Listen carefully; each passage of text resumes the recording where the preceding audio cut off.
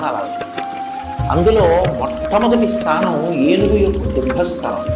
మీరు లేవగానే ఒకసారి వినాయకుడి యొక్క ముఖాన్ని చూశారనుకోండి, ఇలా ఆయన ముఖాన్ని చూసినంత మాత్రం చేత మీకు లక్ష్మీ కటాక్షం కలుగుతుంది. ప్రతిరోజు వినాయకుడి ముఖం చూస్తే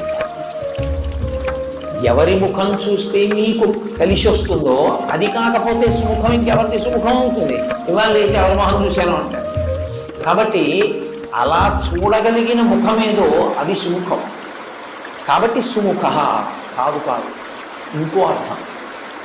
ఒక్క వినాయకుడికి ఒక గమ్మత్తైనటువంటి అనుబంధం ఒకటి లోకాన్ని. అందుకే వినాయకుడి మీద పెద్దలు ఎప్పుడైనా ప్రార్థన చేస్తే ఈ శ్లోకం చెప్తూ ఉంటారు.